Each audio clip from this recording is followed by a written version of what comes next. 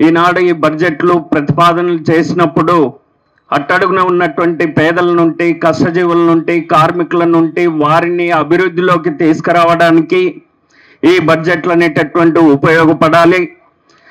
భారతదేశానికి స్వాతంత్రం వచ్చే 75 సంవత్సరాలు పూర్తవుతుంది. భారతదేశంలో అనేక సందర్భాల్లో ఈ బడ్జెట్లు ప్రతి సంవత్సరం పెడుతూనే ఉన్నారు. 75 సంవత్సరాలు అయినప్పటికీ కార్మికులు, కష్టజీవులు, దళితులు, పేదలు, ఈ వర్గ ప్రజలందరూ కూడా అభివృద్ధికి నోచుకోవడం లేదు. కానీ ప్రతి ప్రభుత్వం చెప్తుంది మా ప్రభుత్వం అంతా కూడా సంక్షేమ ప్రభుత్వం, ప్రజల సంక్షేమం పట్లనే మా యొక్క దృష్టి ఉంటుంది, ప్రజలందరినీ కూడా బాగు చేయడానికి మా ప్రభుత్వం పనిచేస్తుంది, వాటి కోసమే నిరంతరం మేము పనిచేస్తున్నామనేటటువంటి వాగ్దానాలు చాలా ఆర్భాటంగా ఎన్నికల సందర్భంగా చేస్తారు. ఎన్నికలు అయిన తర్వాత అధికారంలోకి వస్తారు. అధికారంలోకి వచ్చిన తర్వాత ఈ బడ్జెట్లను పరిశీలన చేసి చూసినప్పుడు అది పేద వర్గాలకు వ్యతిరేకంగా, సంపన్నులకు అనుకూలంగా, కార్పొరేట్లకు అనుకూలంగా, కాంట్రాక్టర్లకు అనుకూలంగా ఉండేటటువంటి బడ్జెట్లని ప్రతిపాదన చేస్తూ అమలు చేస్తూ ఈనాడు దేశంలో ఉన్నటువంటి ప్రజానికాన్ని, అట్టడుగున ఉన్నటువంటి ప్రజానికాన్ని మోసం చేసేటటువంటి పద్ధతులలో వాళ్ళ పరిపాలన కొనసాగుతుంది. కాబట్టి సంక్షేమ రంగాన్ని నట్టేట ముంచేటటువంటి పద్ధతులలో ఈ బడ్జెట్ అనేటటువంటిది ఉంది. కాబట్టి ఆ సంక్షేమ పథకాల అమలు కోసం, సంక్షేమ రంగాలని కాపాడుకునేందుకోసం ఈరోజు కార్పొరేట్ల కబంధ హస్తాల నుండి ఈ యొక్క వర్గ ప్రజల్ని చైతన్యవంతం చేసి కేంద్ర బీజేపీ ప్రభుత్వానికి వ్యతిరేకంగా ప్రజల్ని నిలబెట్టేందుకోసం ఈనాడు ఈ మహాధర్నా కార్యక్రమం జరుగుతుంది. అందుకోసం మనమందరం కూడా సంసిద్ధులం కావాల్సినటువంటి అవసరం ఉంది. పోరాటాలను నడపాలి. ప్రధానంగా ఇంతకుముందు పెద్దలందరూ మాట్లాడినరు.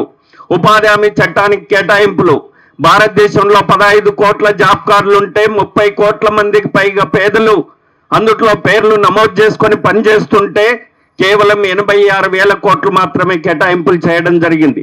తెలంగాణ రాష్ట్రంలో 7 కోట్ల పని దినాలని ఈ ఫలితంగా రద్దు కాబోతున్నాయి. పని డిమాండ్కి అనుగుణంగా పేదలకు పని ఇచ్చేటటువంటి పరిస్థితి ఉండదు. ఒకవేళ పని కోరితే పనికి తగ్గటువంటి వేతనాలు వచ్చే పరిస్థితి ఉండదు. పట్టణ ప్రాంతాలకు పని కల్పించేటటువంటి పరిస్థితి ఉండదు. ఈనాడు మనం డిమాండ్ చేస్తున్నాం, రోజు వేతనం 800 ఇవ్వాలి, 200 రోజుల పని దినాలు కావాలి, పట్టణ ప్రాంతానికి ఇది విస్తరింపజేయాలి అని డిమాండ్ చేస్తున్నప్పటికీ పాలక వర్గాలు కూడా అధికారంలోకి రాకముందు ఈ వాగ్దానాలని వాళ్ళు కూడా చేసినటువంటి ఉన్నాయి. అధికారంలోకి వచ్చిన తర్వాత బడ్జెట్లో మాత్రమే ఈ కేటాయింపులు ఉండవు. పని చేసేటటువంటి వాళ్ళని తొలగించేటటువంటి కార్యక్రమంగా ఈనాడు ఈ బడ్జెట్ ఉంది అనేటటువంటిది స్పష్టంగా అర్థమవుతుంది. దేశంలో అనేక పల్లెలు ఉన్నాయి, దేశంలో ఆదివాసి గిరిజనులు ఉన్నారు, అట్లానే మైదాన ప్రాంత గిరిజనులు ఉన్నారు, దళిత పేటలు ఉన్నాయి, బలైన వర్గాల పేటలు ఉన్నాయి. కానీ వారి యొక్క మంచినీటి రక్షణ కోసం ఈ బడ్జెట్లో ఎంత కేటాయింపులు చేసిండ్రని పరిశీలన చేస్తే దేశవ్యాప్తంగా 70,000 కోట్లు మాత్రమే కేటాయింపులు చేయడం జరిగింది. 70,000 కోట్లతోటి రక్షిత మంచినీటి పథకాన్ని సాధించడము, అది అమలు చేయడం సాధ్యం అవుతుందా అని నరేంద్ర మోడీ ప్రభుత్వాన్ని మేము అడగదలుచుకున్నాం. కాబట్టి దేశంలో ఉన్నటువంటి పేదలకు, దేశంలో ఉన్నటువంటి కష్టజీవులకు, అట్టడు వర్గాలు ఉన్నటువంటి పేదలకు రక్షిత మంచినీటిని కూడా పోసేటటువంటి పరిస్థితులలో ఈ బడ్జెట్ లేదు అనేటటువంటిది స్పష్టంగా అర్థమవుతుంది. ఈ పథకానికి పథకంలో బడ్జెట్కు నిధులు పెంచాల్సినటువంటి అవసరం ఉంది. నరేంద్ర మోడీ గారి తిండి గురించి ఇక్కడ మాట్లాడుతున్నాం, లేదు సంపన్నుల యొక్క తిండి గురించి మాట్లాడుతున్నాం. కానీ పేదలు, కష్టజీవులు, అసంఘటిత రంగ కార్మికులు, వ్యవసాయ కార్మికుల యొక్క తిండి గురించి బడ్జెట్ మాత్రం మాట్లాడట్లేదు. ప్రజా పంపిణీ వ్యవస్థను దెబ్బతీసేటటువంటి పద్ధతులలో, అట్లానే ఆహార భద్రత చట్టాన్ని దెబ్బతీసేటటువంటి పద్ధతులలో, అట్లానే వారికి ఇచ్చేటటువంటి ఆహార సబ్సిడీలని ఈ బడ్జెట్లో 27% పైగా కోతలు విధించి పౌష్టికాహారం తినండి, నేను సెప్టెంబర్ మాసంలో పౌష్టికాహార మాసంగా నేను ప్రకటిస్తున్నానని నరేంద్ర మోడీ అంటున్నాడు. నీవు కేటాయించిన కేటాయింపులతోటి పౌష్టికారంగా తిని ఉండేటటువంటి పరిస్థితి సామాన్యమైనటువంటి ప్రజానికానికి ఈ రోజు లేదు అనేటటువంటి మేము చెప్పదలుచుకున్నాం. ఆహార భద్రత చట్టానికి కేటాయింపులు పెరగాలి, ప్రజా పంపిణీ వ్యవస్థకు కేటాయింపులు పెరగాలి, రోజువారీగా ధరలు అనేటటువంటిది మంటై మండుతున్నాయి. కొని తినలేనటువంటి పరిస్థితులలో సామాన్యమైనటువంటి వ్యవసాయ కార్మికులు, అసంఘటిత కార్మికులు ఉన్నారు. మరి ధరలను నియంత్రించేటటువంటి పద్ధతులలో ఈ బడ్జెట్ ఉందా అనేటటువంటిది మేము అడుగుతున్నాం. కానీ ధరలను పెంచేటటువంటి పద్ధతులలో ఈ బడ్జెట్ ఉంది. ఆహార సబ్సిడీల కోతలు విధిస్తున్నారు, ఉపాధి హామీ చట్టానికి కోతలు విధిస్తున్నారు, ప్రజా పంపిణీ వ్యవస్థని దెబ్బతీస్తున్నారు, మంచినీళ్లను ఓసేటటువంటి పరిస్థితులలో ఈ బడ్జెట్ లేదు.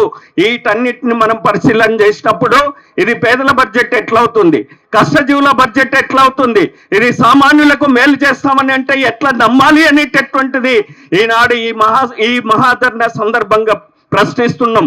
కాబట్టి కేంద్ర ప్రభుత్వం ఖచ్చితంగా సవరణలు చేయాలి, ఈ కేటాయింపులు పెరగాలి. ఒకవేళ పెరగకపోతే రానున్న కాలంలో ప్రజా సంఘాల ఐక్యవేదిక ఆధ్వర్యంలో ఈ రాష్ట్రం మొత్తం గ్రామ గ్రామాన తిరిగి ప్రచారం చేసి పెద్ద ఎత్తున కేంద్ర బీజేపీ మతోన్మాద కార్పొరేట్ ఆర్థిక విధానాలకు వ్యతిరేకంగా పోరాటం చేయాలంటటువంటిది సంసిద్ధం చేయాల్సినటువంటి అవసరం మనకుంది. అట్లానే ప్రధానమంత్రి గారు చెప్తున్నారు, ప్రతి ఇంటికి నేను ఇంటి నిర్మాణం చేసిస్తా, పేదవాని యొక్క కళని నెరవేరుస్తా అని చెప్పినండు.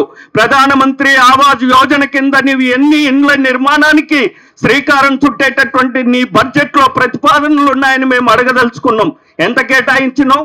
కేవలం 50,000 కోట్లు మాత్రమే కేటాయించడం జరిగింది. దేశంలో 50,000 కోట్లతోటి గృహ నిర్మాణాన్ని చేస్తామని అంటే ఇక్కడ ఉన్నటువంటి ఎంపీలు, వాళ్ళ మంత్రులు, బీజేపీ వాళ్ళు చెప్తున్నారంటే తెలంగాణకి ఎన్ని ఇండ్లు వస్తావో మేము ఈ ధర్నా సందర్భంగా అడుగుతున్నాం, మీరు చెప్పమని అడుగుతున్నాం. కానీ నీ యొక్క ప్రధానమంత్రి ఆవాజ్ యోజనకు కేటాయింపులు భారీగా తగ్గించిండ్రు, అది గృహ నిర్మాణానికి ఉపయోగపడేటట్లు లేదు. కాబట్టి మేము అడుగుతున్నాం, ప్రధానమంత్రి ఆవాజ్ యోజన కింద కేంద్ర ప్రభుత్వం ప్రతి గృహ నిర్మాణానికి 10 లక్షలు ఇవ్వాలంటటువంటిది మేము డిమాండ్ చేస్తున్నాం. ఈ సందర్భంగా రానున్న బడ్జెట్ సవరణలో సమావేశాల్లో సవరణలు చేసి ప్రధానమంత్రి ఆవాజ్ యోజనకు బడ్జెట్ కేటాయింపులు పెంచాల్సినటువంటి అవసరం ఉంది. కాబట్టి పేదవాని గృహ నిర్మాణానికి బడ్జెట్ ఉండదు, పేదవాని తిండికి బడ్జెట్ ఉండదు, పేదవాని పిల్లల చదువుకు బడ్జెట్ ఉండదు, వాని వైద్యానికి బడ్జెట్ ని తగ్గిస్తారు. వీటన్నిటిని తగ్గించిన తర్వాత స్పష్టంగా మేము అడుగుతున్నాము, ఇది పేదల బడ్జెట్ కాదు, ముమ్మాటికి ఇది కార్పొరేట్ల బడ్జెట్. ఈ బడ్జెట్ ను వ్యతిరేకించాల్సిందే, నడి బజార్లో ఈ బడ్జెట్ ని తగలబెట్టాల్సిందే, అందులో బీజేపీని తొక్కాల్సిందే అనేటటువంటిది మేము చెప్పదలుచుకున్నాం. కాబట్టి ఇటువంటి దుర్మార్గమైనటువంటి బడ్జెట్ పెట్టి మాది సంక్షేమ ప్రభుత్వం, మేము అది చేస్తున్నాం ఇది చేస్తున్నాం అనేటటువంటి మాటలు చెప్తే ఈ మాటలు ఇంటూ ఉండాలా అనేటటువంటిది ఈనాడు ప్రశ్నిస్తున్నాం. కాబట్టి బడ్జెట్ లో కేటాయింపులు రావాలి. ఈ వర్గ ప్రజల, పునాది వర్గ ప్రజల యొక్క అభివృద్ధి కోసం మనమందరం కూడా రానున్న కాలంలో ఉద్యమాలు నడపాలి. అట్లానే ఈ రాష్ట్రంలో రేపు మార్చిలో బడ్జెట్ రేవంత్ రెడ్డి గారు పెడతారు. మీకు చెప్పదలుచుకున్నాం, అయ్యా మేము ఇప్పటి వరకు అంటున్నారు ప్రతి నియోజకవర్గానికి 3,500 ఇండ్లు కట్టిస్తామని చెప్తున్నారు. కట్టడానికి నీ దగ్గర సర్వే ఉంది, అన్ని లెక్కలున్నాయి. రాష్ట్రంలో 30 లక్షల మంది కుటుంబాలకు ఇండ్లు లేవు. వాళ్ళందరికీ ఏం చెప్తున్నారంటే ఈనాడు మ్యాపులు యాపులతోటి గ్రామాల్లో కాలయాపన చేసేటటువంటి పద్ధతి ఉంది. మ్యాపులు యాపులు కాదు కావాల్సింది, ప్రతి గుడిసెకు పక్కా ఇల్లు కావాలి, ప్రతి పేదవాడికి ఇంటి స్థలం ఇవ్వాలి. ఆ ఇంటి స్థలానికి 6 లక్షల రూపాయలు కేటాయించి కేంద్ర ప్రభుత్వం 10 లక్షలు ఇచ్చి గృహ నిర్మాణానికి 15 లక్షలతోటి ప్రతిపాదనలతోటి కేంద్ర రాష్ట్ర బడ్జెట్లు అటువంటి పద్ధతులలో ముందుకు రావాల్సినటువంటి అవసరం ఉంది. అట్లానే ఇందిరమ్మ ఆత్మీయ పథకం చెప్తున్నారు, భూమి లేనటువంటి పేదలకు మేము 12,000 ఇస్తామని. ఇందులోనే ఉంది లాజిక్. భూమి అడగరాదు, సాగు భూములు అడగరాదు, ఇంటి స్థలం అడగరాదు, ఏదో ముష్టి 12,000 ఇస్తామనేటటువంటి పద్ధతులలో ఉంది. ఖచ్చితంగా 12,000 ఇవ్వాల్సిందే. కానీ ఈ రాష్ట్రంలో ఉన్నటువంటి మిగులు భూములు పంచాలి, ఈ రాష్ట్రంలో ఉన్నటువంటి సీలింగ్ భూములు పంచాలి, ఈ రాష్ట్రంలో ఉన్నటువంటి ప్రభుత్వ భూములని ఇండ్ల స్థలాలకు సాగు భూములకు పంచాలి. అటువంటి కార్యక్రమాన్ని రేవంత్ రెడ్డి గారు రేపు బడ్జెట్ లో తీసుకోవాల్సినటువంటి అవసరం ఉంది. కళ్యాణ లక్ష్మి ఇక్కడ ఆడపడుతులు వచ్చిండ్రు, తులం బంగారం ఇస్తామన్నారు, సంవత్సర కాలం అవుతుంది, ఆడపిల్లలు ఇండ్లలో పెళ్లి చేస్తున్నారు, ఒక్క తులం వచ్చింది లేదు. రేపు బడ్జెట్ లో ప్రతి కుటుంబంలో జరిగినటువంటి ఆడపిల్లలకు కళ్యాణ లక్ష్మి కింద తులం బంగారు ఇస్తామన్నారు. ఆ బడ్జెట్ లో కేటాయింపులు చేసి అన్ని కుటుంబాలకు ఇవ్వాల్సినటువంటి అవసరం ఉంది.